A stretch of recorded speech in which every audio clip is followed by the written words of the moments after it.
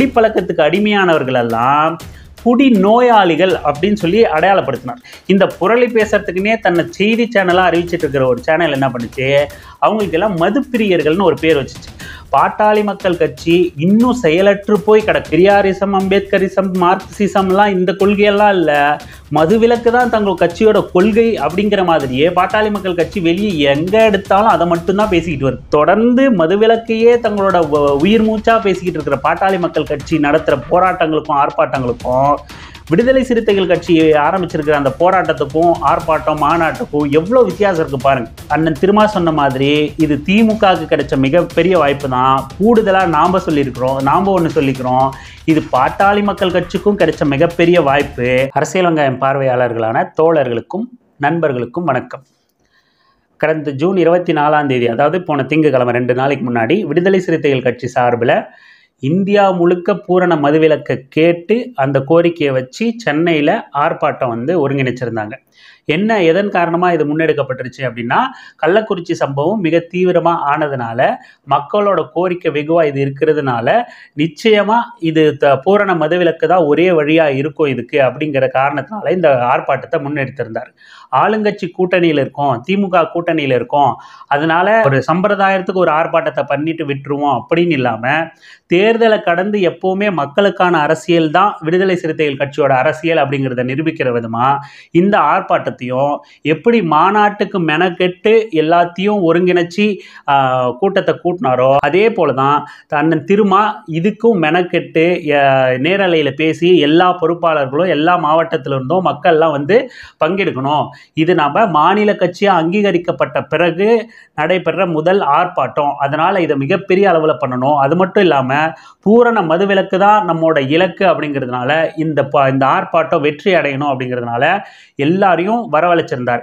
24 பதவியேற்பு, தன்னோட எம்பியா அவர் தேர்ந்தெடுக்கப்பட்டதை அந்த பதவியேற்பு விழாவையும் ஒத்தி வச்சுட்டு இந்த ஆர்ப்பாட்டத்தில் பங்கேற்கிறதா அவர் முடிவு எடுத்திருந்தார். ஆனால் இந்தியா கூட்டணி கட்சிகள் அவசர அழைப்பு விட்டதுனால அங்கே அவங்க நாடாளுமன்றத்துக்கு முன்னாடி சட்ட புத்தகத்தை கையில் ஏந்தி அவங்க ஒரு ஆர்ப்பாட்டத்தை ஏற்பாடு பண்ணியிருந்ததுனால இந்தியா கூட்டணி கட்சிகள்ல மிக முக்கியமான கட்சியாக விடுதலை சிறுத்தைகள் இருக்கிறதுனால தவிர்க்கவே முடியாத காரணங்களால அவர் டெல்லிக்கும் போயிட்டார். ஆனால் டெல்லிக்கு போயிட்டோம் அப்படிங்கிறதுனால என்னால் வர முடியாது, ஆனால் ஆர்ப்பாட்டத்தை நீங்கள் தொடர்ந்து நடத்துங்க அப்படின்னு தட்டி கழிக்காம காலையில் அங்கே டெல்லியில் அங்கே நாடாளுமன்றத்தை முடிச்சுட்டு மதியமே ஃப்ளைட் ஏறி மறுபடியும் சென்னைக்கு 3 மணிக்கு மேலே இந்த பூரண மதுவிலக்கு ஆர்ப்பாட்டத்தில் பங்கேற்று மிகப்பெரிய ஒரு வரலாற்று சிறப்பு மிக்க உரையாற்றினார் அண்ணன் திருமா. எழுச்சி தமிழர் அண்ணன் திருமாவோட பேச்சு அப்படிங்கிறது ரொம்ப சிறப்பு வாய்ந்த பேச்சு. எப்போவுமே எனக்கு ரொம்ப பிடிச்ச பேச்சில் அண்ணன் திருமாவோட பேச்சு மிக முக்கியமானது. அப்படியே நம்ம படித்தவங்களாக இருந்தால் தான், நமக்கு பெரிய அரசியல் அறிவு இருந்தால் தான் அந்த பேச்சு நமக்கு புரியும், அதில் உள்ள விஷயம் நம்ம மண்டைக்கு ஏற்றுக்கும் புரியும் அப்படின்லாம் கிடையாது. அவர் பேசுகிற எல்லா பேச்சுமே அது போராட்டக்கள பேச்சாக இருந்தாலும் சரி, ஆர்ப்பாட்டக்கள பேச்சாக இருந்தாலும் சரி, அரங்குகளில் பேசுகிற பேச்சாக இருந்தாலும் சரி, கல்லூரியில் பேசுகிற பேச்சாக இருந்தாலும் சரி, அரசியல் தெளிவுங்கிறது இருக்கலாம் இல்லாமல் இருக்கலாம். இல்லை அவர் பேசக்கூடிய தலைப்பில் எதிர்க்க உட்கார்ந்துக்கிறவங்களுக்கு அதில் ஒரு தெளிவு இருக்கலாம் இல்லாமையும் இருக்கலாம். ஆனால் அவர் பேச்சை கேட்கும்போது அது குறித்து எந்த முன்னறிவுமே நமக்கு இல்லைனாலும் கூட நமக்கு அவ்வளோ விஷயம் அவ்வளோ தெளிவாக புரிகிற அளவுக்கு அவரோட பேச்சு இருக்கும். அதனால் அண்ணன் திருமாவோட பேச்சை முடிஞ்ச அளவுக்கு தவிர்க்க முடியாமல் கேட்பேன். அவ்வளோ விஷயம் பொதிஞ்சுதான் இருக்கும். நான் தொடர்ந்து கவனிக்கிற பேச்சுக்களில் அண்ணன் திருமாவோடது மிக முக்கியமான பேச்சு. நான் ஒரு எடுத்துக்காட்டுக்கு சொல்கிறேன்னா கூட, இப்போ நம்ம அந்த சனாதன பிரச்சனை நடந்துச்சு, அந்த சனாதனத்தில் நீங்கள் எல்லாரும் பொட்டு வைக்கிறது, கயிறு கட்டிக்கிறது, சாமி கும்பிட்றது இதுதான் சனாதனம் இல்லை, தீட்டு கொள்கை தான் சனாதனம் அப்படின்னு பேசுவார். அதாவது அவர் சொல்கிறது வேற ஒரு டைமென்ஷனில் இருக்கும், ரொம்ப எளிமையாக இருக்கும், ரொம்ப எளிமையாக மக்கள்கிட்ட போய் சேர்ற மாதிரி இருக்கும். சனாதன கும்பல் வேற ஒரு பக்கம் திசை திருப்பி இருந்தாலும் அதை மறுபடியும் மடைமாற்றி டைவர்ட் பண்ணி இந்த வழியில் பயணிங்க, இந்த வழியில் எதிர்ப்பு தெரிவிங்க அப்படிங்கிற மாதிரி அழைச்சிட்டு போவார். சனாதன எதிர்ப்பாக இருக்கட்டும், சட்ட புத்தகத்தை நம்ம காப்பாற்றணும், கான்ஸ்டிடியூஷனை காப்பாற்றணும் அப்படின்னு சொல்லிட்டு சட்ட புத்தகத்தோட முன்னுரையை எடுத்து பரப்புரை பண்ணிக்கிட்டு இருந்த பரப்புரையை மேற்கொண்டார் தேர்தலுக்கு முன்னாடி வரைக்கும். ஏன்னா பிஜேபி மீண்டும் மெஜாரிட்டியோட ஜெயிச்சு வந்தா சட்டத்துக்கு ஆபத்து அப்படின்னு சொல்லிட்டு சட்டத்துல அந்த முதல் பக்கத்துல என்ன இருக்கு அப்படின்னு சொல்லிட்டு அந்த வாசகத்தை எடுத்து எல்லாருக்கும் விளக்கிட்டு இருந்தார். ஒரு எடுத்துக்காட்டு சொன்னோம்னா, அந்த இறையாண்மை அப்படிங்கிற வார்த்தைக்கு கூட அவர் சொல்ற இறைனா என்ன, இறைனா அரசு, ஆண்மைனா என்ன, ஆளுதல் அப்படின்னு சொல்லிட்டு ஒவ்வொரு வார்த்தைக்கும் சாதாரணமா கேட்கிற வார்த்தைகளா இருக்கும், சாதாரண புழக்கத்தில் இருக்கிற வார்த்தைகளா இருக்கும். ஆனா அதுக்கான உள்ளார்ந்த அர்த்தங்களை நம்ம உணராம இருப்போம். அதையெல்லாம் எடுத்து ஒவ்வொரு வார்த்தைக்கும் அர்த்தங்களை சொல்வார். அவ்வளோ எளிமையா எளிய மக்களுக்கு போய் சேர்ற மாதிரி பேசுவார். ஏன்னா அண்ணன் திருமாவுக்கு ரொம்ப நல்லாவே தெரியும், நம்ம எதிரில் நின்று நம்ம பேச்சு கேட்குறவங்களும் நம்மளை பின்பற்றி வர்றவங்களும் எல்லாருமே எளிய மக்கள் அப்படிங்கிறது ரொம்ப தெளிவாக தெரியும். நம்மளோட அரசியல் எளிய மக்களுக்கானது. அப்போ அந்த எளிய மக்களுக்கான அரசியல் அவங்க கிட்ட முழுமையாக சென்றடையணும் அப்படிங்கிற மாதிரி தான் அவர் பேச்சு இருக்கும். இப்போ கள்ளக்குறிச்சி விவகாரத்துக்கு வருவோம். கள்ளக்குறிச்சி விவகாரத்துலையும் அவர் எப்படி பேசியிருந்தார்னா, நம்ம இதை சொல்லும் போதே உங்களுக்கு புரிஞ்சிடும் பாருங்க. முதல்ல கள்ளக்குறிச்சி சம்பவம் என்ன அப்படிங்கிறத எடுத்து பேசினார். கள்ளக்குறிச்சி சம்பவம் என்னைக்கு ஆரம்பிச்சிச்சு, என்ன நடந்துச்சு அப்படிங்கிற அந்த சம்பவத்தை சொன்னார். அதுக்கப்புறம் அங்கே போய் களத்தில் இவர் 2 நாள் அங்கேயே தங்கி அந்த குடும்பங்கள்லாம் சந்திச்சுட்டு வந்தார் இல்லையா, அங்கே களத்தில் என்ன நிலவரம், யார் யாரெல்லாம் பாதிக்கப்பட்டிருக்காங்க, சிலர் பாதிக்கப்பட்டும் அரசு கணக்கில் வராமல் இருந்தாங்க, இப்படிங்கிற விஷயத்தெல்லாம் சொன்னார். பாதிக்கப்பட்ட எல்லாருமே உடல் உழைப்பை நம்பி இருக்கிற உழைக்கும் மக்கள். அவங்கள தலித் அப்படின்னு தலித் மக்கள் மட்டும்தான் பாதிக்கப்பட்டிருக்காங்கன்னு இல்லை, வன்னியர் மக்கள் மட்டும்தான் பாதிக்கப்பட்டிருக்காங்கன்னு இல்லை, மற்ற ஜாதிகள்ல இருந்தும் இருக்காங்க. ஆனா அவங்களுக்கு எல்லாருக்கும் உள்ள ஒற்றுமை அவங்க உழைக்கும் மக்கள். கள்ளச்சாராயத்தை ஒழிக்கிறது எங்க கோரிக்கை இல்லை, மதுவிலக்கே வேணும் அப்படிங்கிறது அங்க இருந்த பெரும்பாலான மக்களோட கோரிக்கையா இருந்துச்சு. குடிப்பழக்கத்துக்கு அடிமையானவர்கள் எல்லாம் குடி நோயாளிகள் அப்படின்னு சொல்லி அடையாளப்படுத்தினார். இவங்களெல்லாம் நம்ம குடி நோயாளிகள் தான் நம்ம அழைக்கணும், அப்படியானவர்கள் தான் இவங்கெல்லாம். ஏன்னா மீள முடியாமல் அடிமையாக இருக்காங்க, நோயாளியாக மாறி இருக்காங்க, இவங்கெல்லாம் குடி நோயாளிகள் தான் அப்படின்னு சொல்லியிருந்தார். இந்த எந்நேரம் புரணி பேசிக்கிட்டு இருக்கிற ஒரு செய்தி சேனல் இருக்கும், நாம் எல்லாம் மற்ற குடிக்கிறவங்கள, குடிச்சிட்டு கலாட்டா பண்ணுறவங்கள குடிகாரர்கள் குடிகாரம் போறாம்பார் அப்படின்லாம் சொல்லிட்டு இருந்த நேரத்தில், அட்லீஸ்ட் அந்த வார்த்தையாவது அவங்களுக்கு குற்ற உணர்ச்சி ஏற்படுத்திட்டு இருந்த நேரத்தில், இந்த புரளி பேசுறதுக்குன்னே தன்னை செய்தி சேனலாக அறிவிச்சிட்டு இருக்கிற ஒரு சேனல் என்ன பண்ணுச்சு, அவங்களுக்கு எல்லாம் மதுப்பிரியர்கள்னு ஒரு பேர் வச்சுச்சு. மதுப்பிரியர்கள். அதுக்கடுத்து இதை பெரும்பாலான இடங்களில் பல பேர் மதுப்பிரியர்கள்ங்கிற வார்த்தையை பயன்படுத்த ஆரம்பித்தாங்க.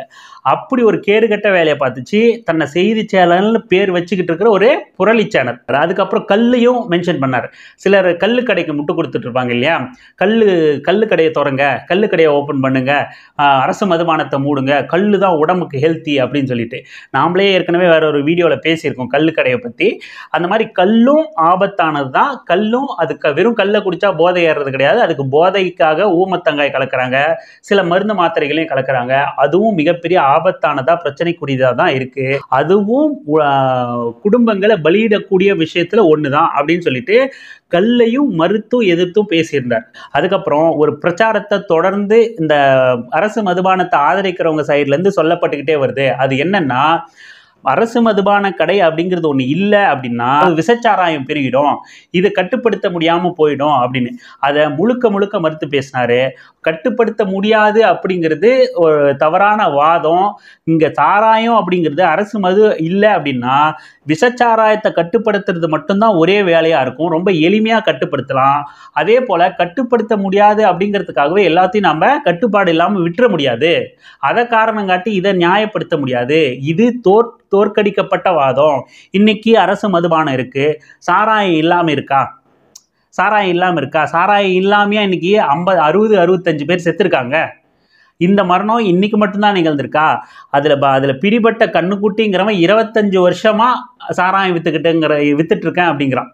அப்போ எந்த ஆட்சி இருந்தாலும், அரசு மதுபானம் இருந்தாலும், அதுக்கு சரி நிகரா சாராயமும் ஒரு பக்கம், வியாபாரம் எளிய மக்களை குறி வச்சு கூலி வேலைக்கு போற, குறைந்த செலவுல அதீத போதையை எதிர்பார்க்கிறவர்களை குறி வச்சு இந்த சாராயமும் அதீத விற்பனையா ஒரு பக்கம் நடந்துகிட்டு இருக்கு அப்படிங்கிறதையும் குறிப்பிட்டிருந்தார்.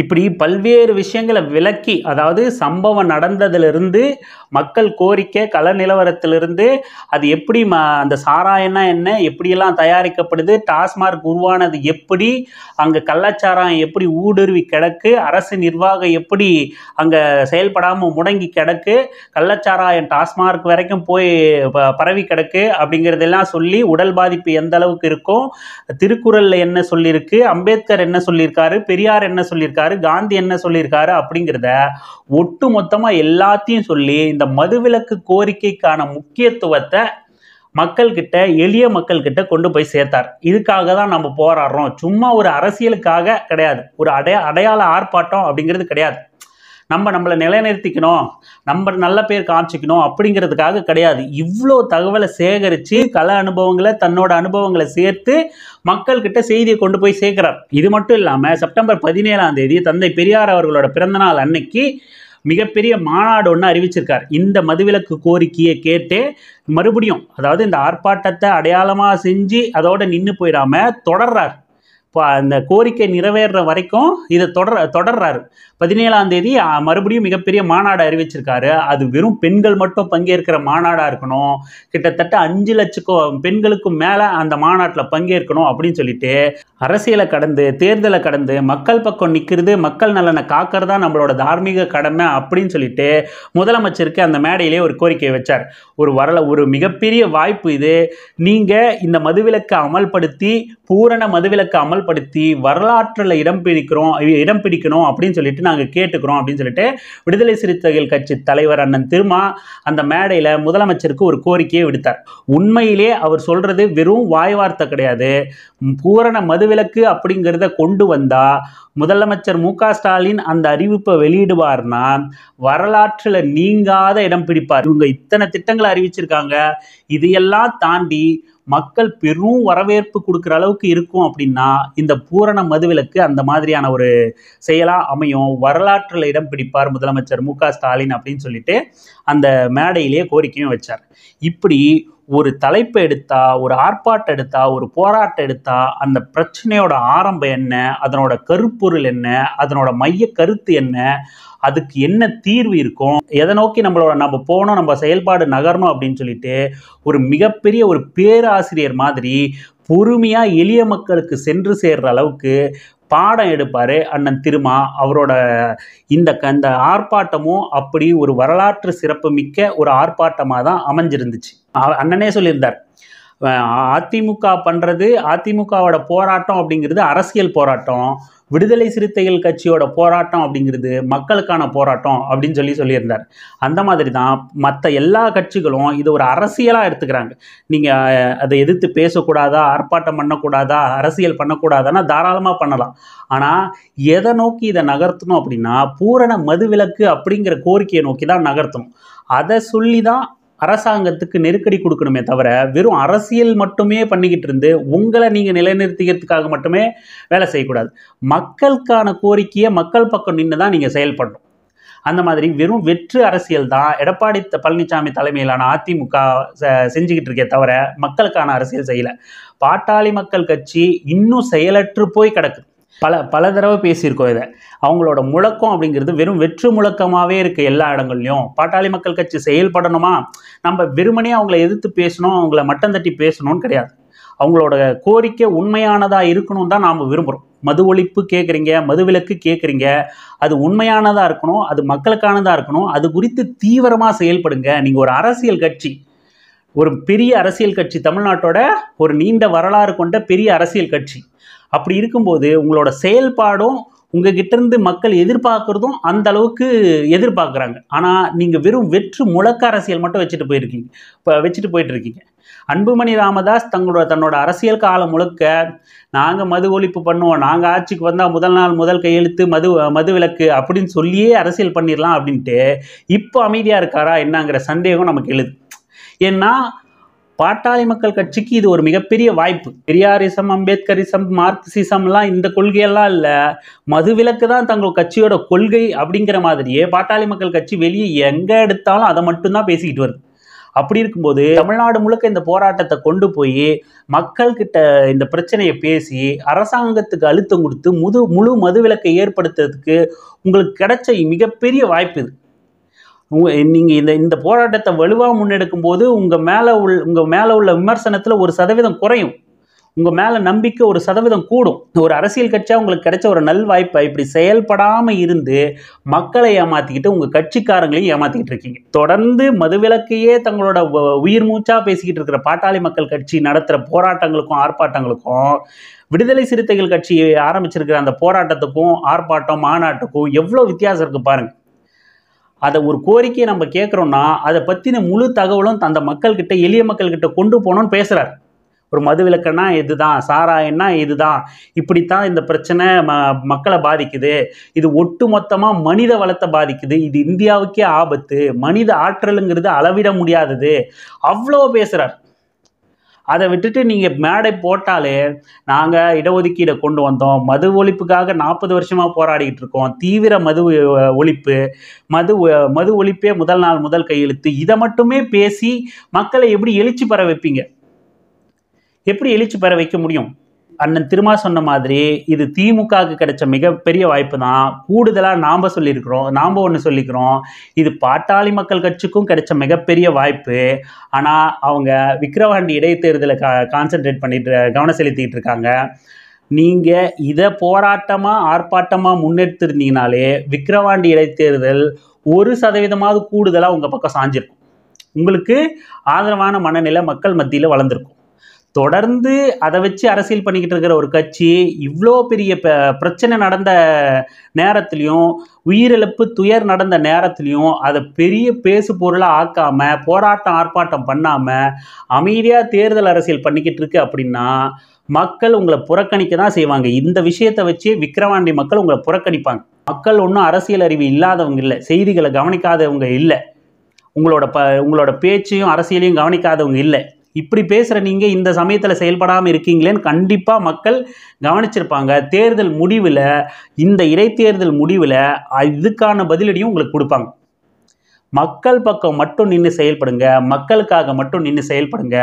விடுதலை சிறுத்தைகள் கட்சியோட போராட்டம், தமிழ்நாட்டோட போராட்டம், தமிழ்நாட்டோட கோரிக்கை, அந்த கோரிக்கையும் போராட்டமும் வெல்லட்டும், மாநாடு வெல்லட்டும் அப்படின்னு நம்ம சார்பில் வாழ்த்து தெரிவிச்சுக்கிறோம்.